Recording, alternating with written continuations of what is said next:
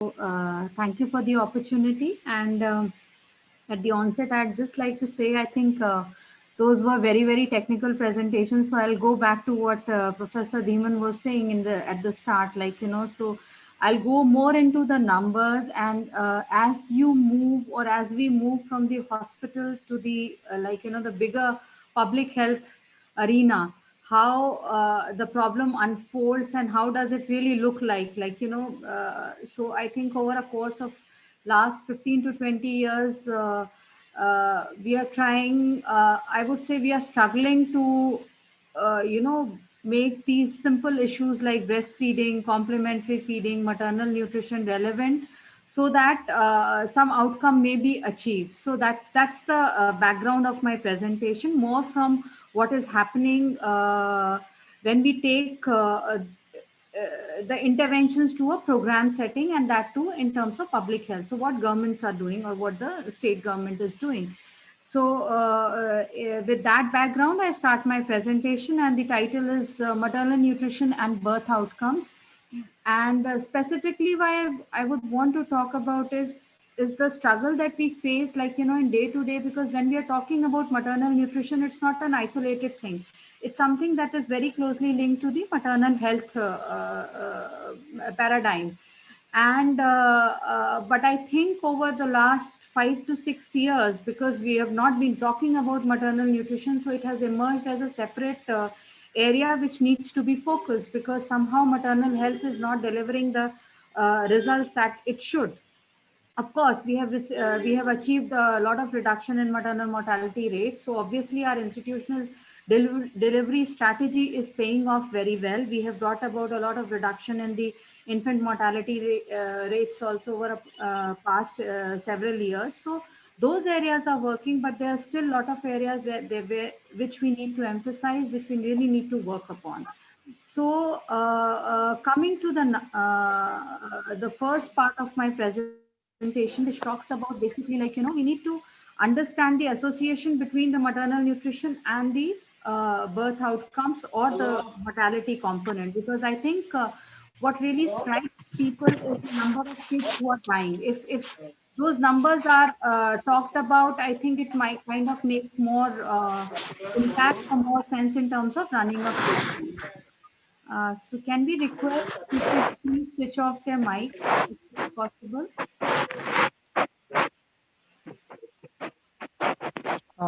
Please switch off your mics except for Dr. Richa.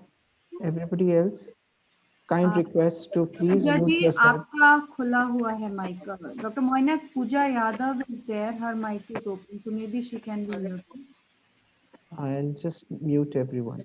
Second. So let's look at the mortality trend. So if you look at this graph, what we see very, very broadly. So the blue part is the under 5 mortality. That is 5 साल तक के बच्चों में कितनों बच्चों में मृत्यु हो रही है. So that's the mortality trend that this chart is showing, is from 1990 to 2016. Why we are saying 1990? Because around 1990, 1988, this entire concept of health for all came. So the baseline has been set at 1990, and from there onwards, taking the Millennium Development Goals and now the Sustainable Development Goals. So we are looking at the progression from that cutoff, that is 1990. So if we look at 1990, our under 5 mortality rate, and this I'm talking in context of India, 100 was 119. Our infant mortality rate was around 90, and our neonatal mortality rate was around 53. We were still not talking that time about the early neonatal mortality rates. Now, not going too much into the details, we can see a declining trend across. But where it gets a little bit choppy, I would say, is the period around 2010 to 2016, where if you look at the neonatal mortality rate, the decrease is slightly lesser than what we see across under 5 mortality rate or the infant mortality rate. But of course, the gains have been huge. I mean, if you look at the under 5 mortality rate from 119, we have come down to 40. So almost, I think, two-third reduction is there.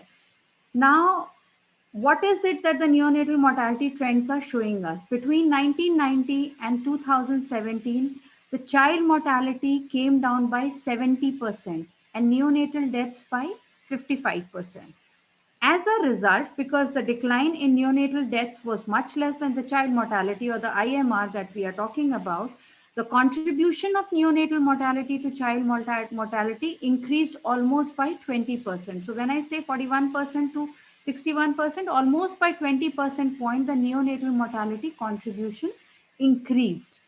And the contribution and this is the current status, the contribution of neonatal deaths to infants deaths, मतलब एक साल में जितने बच्चे मर रहे हैं उसमें से जितने बच्चे पहले महीने में मरते हैं, that is almost 70%, if 69 to 70%.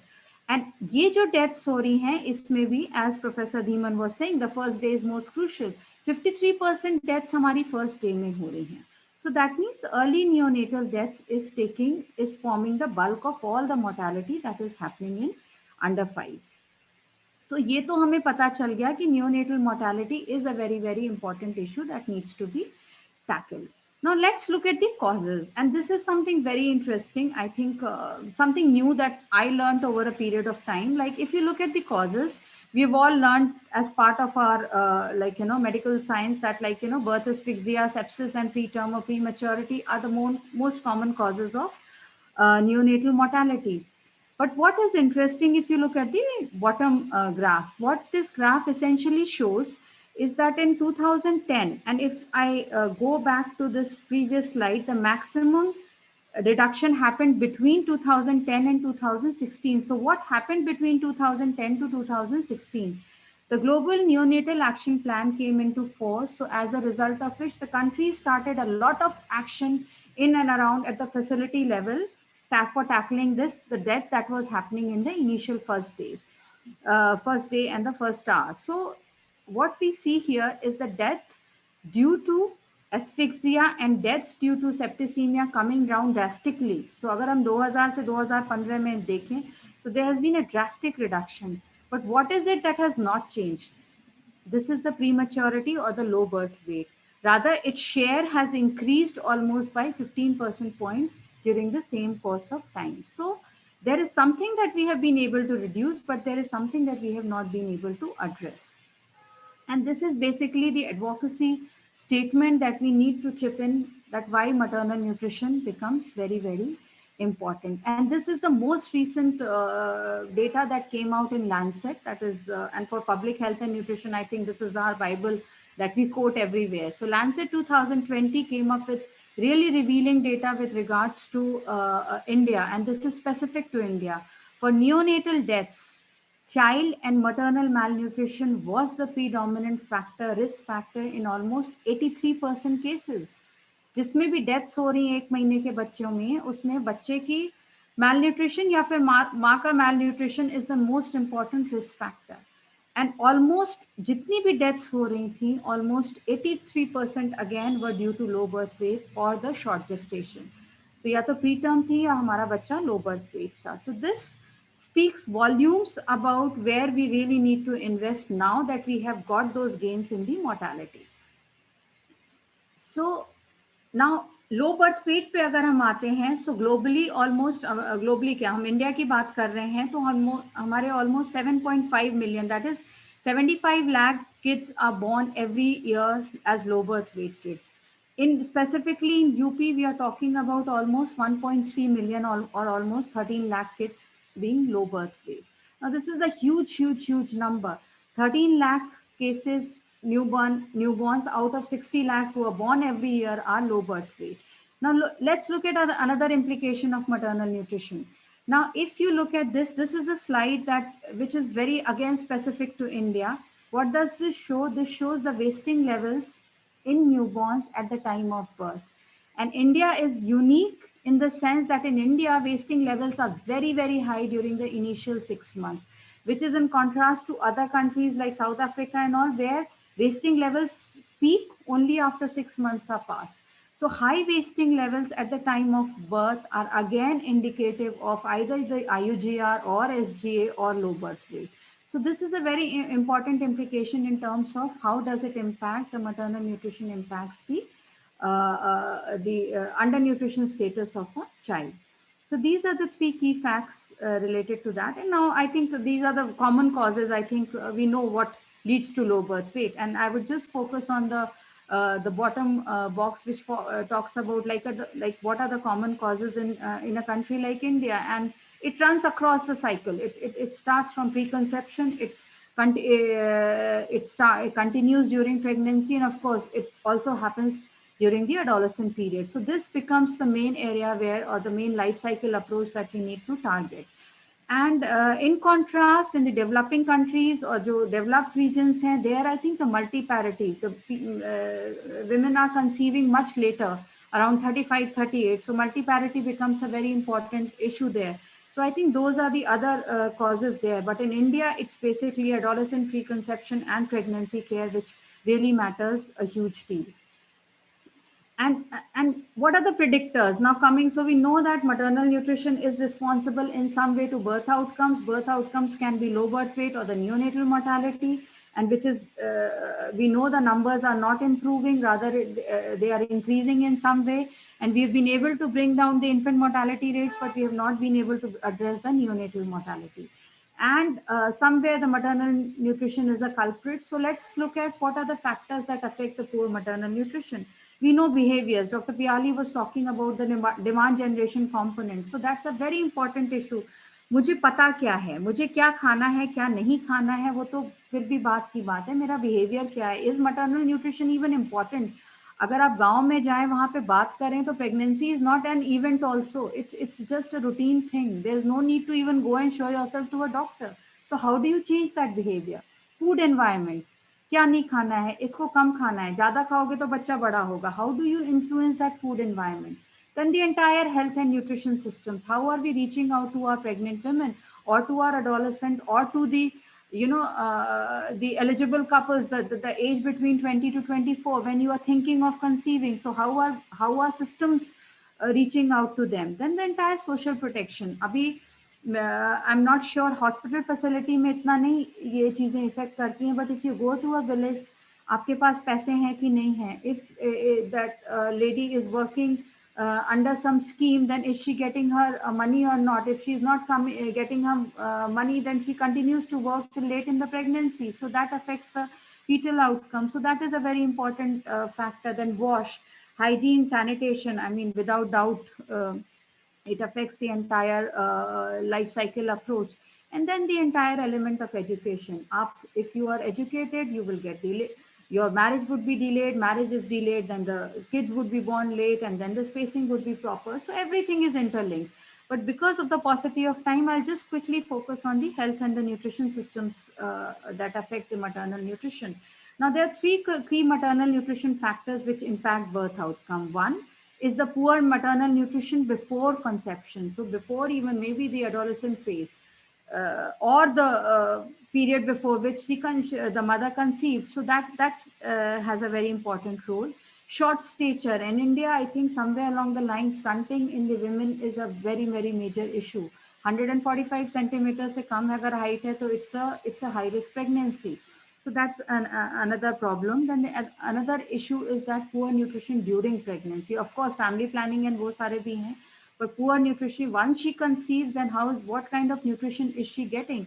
It's a huge challenging area, because if I recall the first presentation, we were talking a lot about different kind of micronutrients and macronutrients which affect the fetal growth environment. But is the child even getting 1% of it? That's the big question mark. Because if we look, I think still people who are accessing medical care are only accessing it at the time of delivery. What happens in the 9 months period? She's not getting any micro or macronutrients. So that's the reason for such poor birth outcomes. Now we know what impacts what. So this is again taken from a WHO source, that low maternal BMI in early pregnancy puts infants at higher risk of small for gestation age. So you will have smaller infants. Maternal anemia, we know prematurity and low birth weight cause karte hain. And if the maternal and iron itself is a limiting micronutrient. So if a newborn is born with low iron levels, then the possibility of him being anemic at 6 months becomes very high if he or she is not given the breast milk properly. So that is another big area of concern. Maternal short stature, we know leads to delivery complications, cesarean delivery, pregnancy-related mortality and morbidity.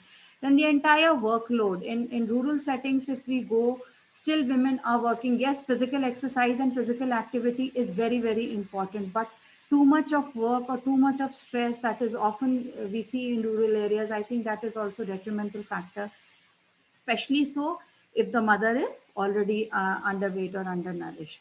And this is an interesting thing that I found in one of the, and I was not really aware about it, in one of the resource literature, that undernutrition in first trimester leads to small infants.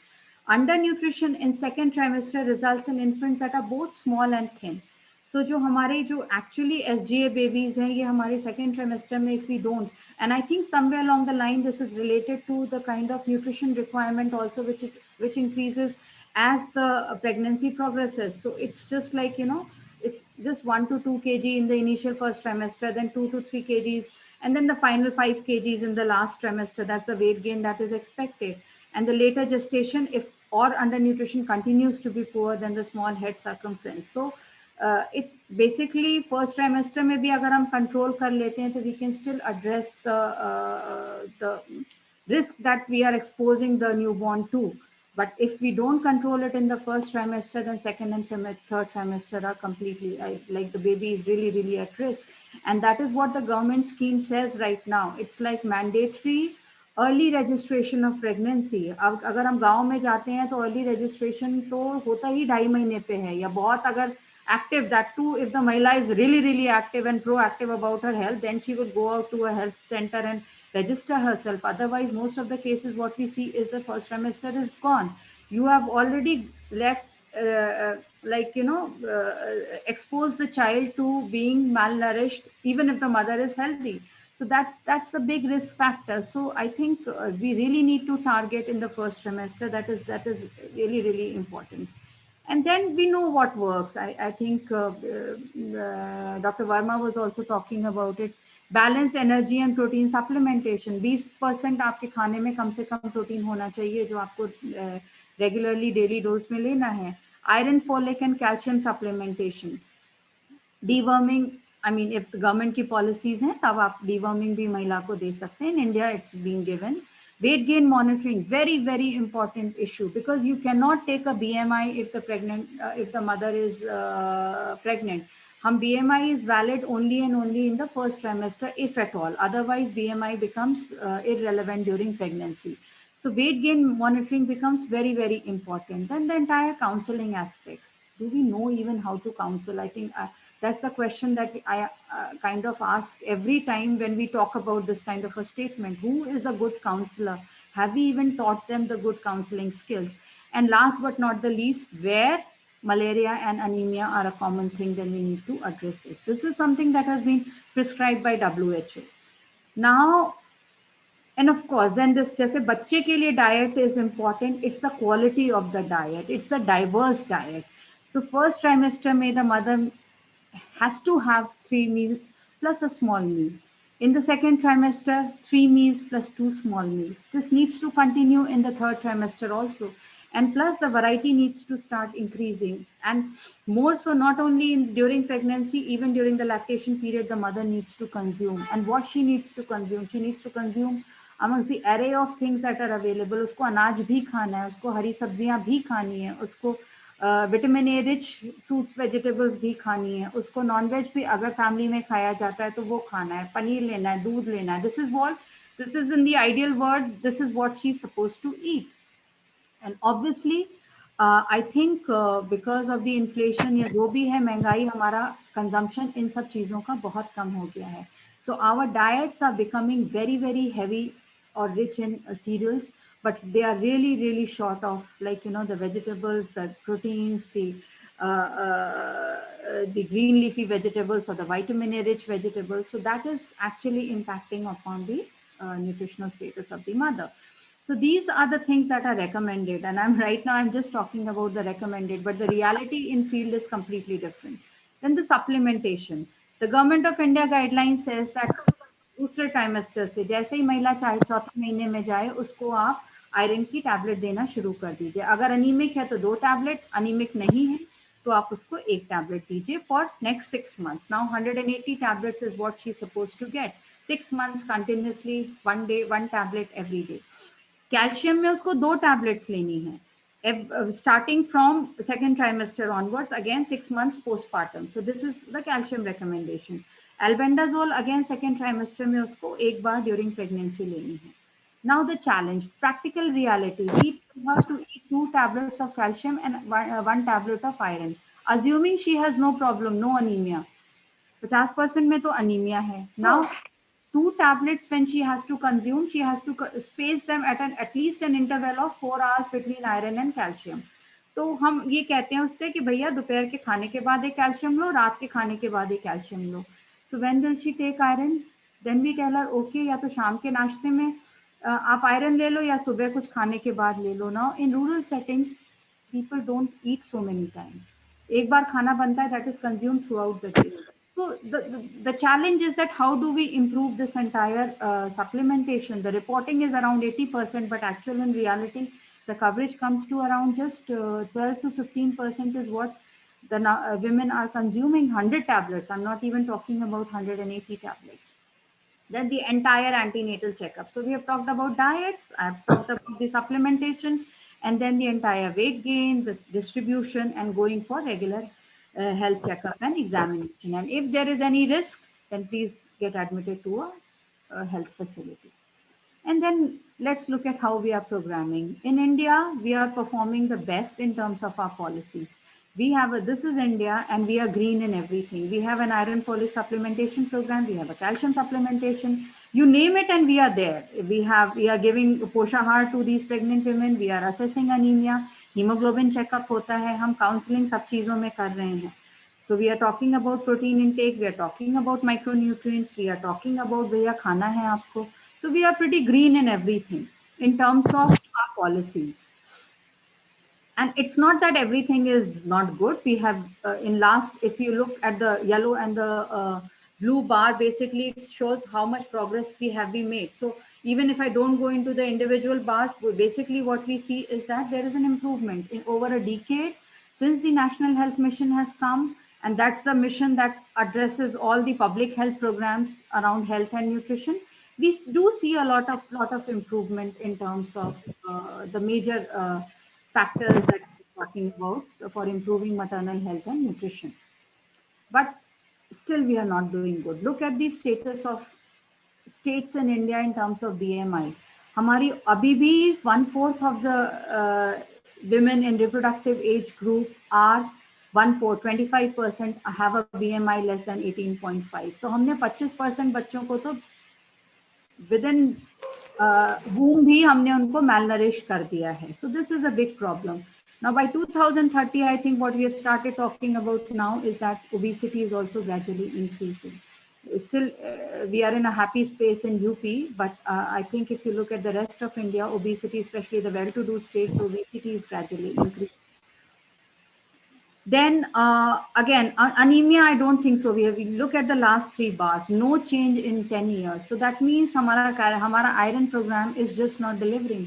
Nobody is eating the iron that we are giving. So there's something that we drastically needs to do in order to improve this, the anemia challenge. BMI has kind of come down, so there's a slight improvement there. So, and most of the Indian women enter pregnancy with poor nutrition status. So if you look at 15 to 19 years, BMI is less than 40%. Girls have a BMI less than 18.5. Reproductive age group, मतलब 20 से 24 साल में 23% have a BMI less than 18.5. So with this scenario, I mean, how do we really, how are we going to address neonatal mortality is the big question mark. And UP, I think we are not really doing great, but anyways, I'm not going too much into the details. Maternal mortality, I think we have done wonders because of the institutional delivery. The maternal mortality has improved considerably. The neonatal mortality still continues to be very, very high. And you might have seen the newspaper, The Times of India today, which says that हमारे UP deaths होती हैं. Out of 2.5 lakh infant deaths जो हो रही हैं. तो neonatal mortality continues to take toll of the kids born in UP.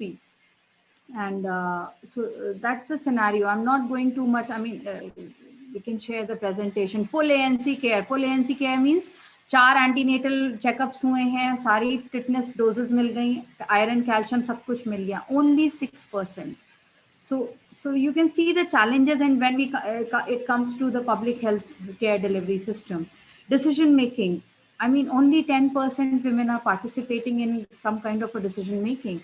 We are talking about a flagship program of Mission Shakti. We really need to empower our women to at least take decisions with regards to their own health. 90% हमारी महिलाएं कुछ सोच ही नहीं पा रही अपनी health के बारे में. It's the others who are deciding for them. Uh, Secondary or higher education, I think a lot of school dropouts are still happening. So there are very few women who are even completing the higher education. So that's the huge challenge. And this is something I would really like to draw the attention. I don't think so you would have seen it in the facility care, but this is a huge 40 pages maternal and child card that is provided in rural India across PAN states. So across India, this is the endorsed card.